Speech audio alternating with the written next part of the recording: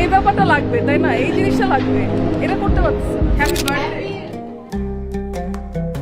জনপ্রিয় উপস্থাপক রাফসান সাবাব ও চিকিৎসক সানিয়া এশার বিবাহ বিচ্ছেদ ঘটে প্রায় বছর কয়েক আগে।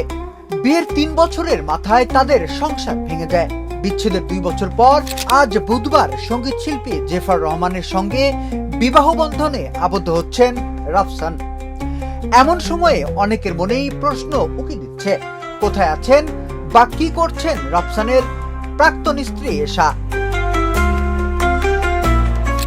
সানিয়া এশার ফেসবুক প্রোফাইল থেকে জানা গেছে, কসমেটিক্স মেডিসিনের জগতে সাফল্যের সঙ্গে নিজের ক্যারিয়ার গড়ে তুলেছেন। বর্তমানে বিশ্বমানের চিকিৎসা সেবা কেন্দ্র এস্তে এস্থেটিক হাসপাতাল কনসালট্যান্ট হিসেবে নিযুক্ত আছেন। গত বছরের 31 ডিসেম্বর দীর্ঘ 2.5 বছরের সফল কর্মজীবন শেষে অ্যাস্থেটিক মেডিসিন বিশেষজ্ঞ হিসেবে কর্মজীবন শুরু করেছেন। গত 31 ডিসেম্বর সামাজিক যোগাযোগ মাধ্যমে এক পোস্টে নিজের সাফল্যের কথা জানান এশা। পোস্টের ক্যাপশনে তিনি লিখেছেন, আমি অত্যন্ত কৃতজ্ঞতার সাথে জানাচ্ছি যে আমি অ্যাস্থেটিক হাসপাতালে একজন অ্যাস্থেটিক মেডিসিন কনসালট্যান্ট হিসেবে যোগদান করেছি।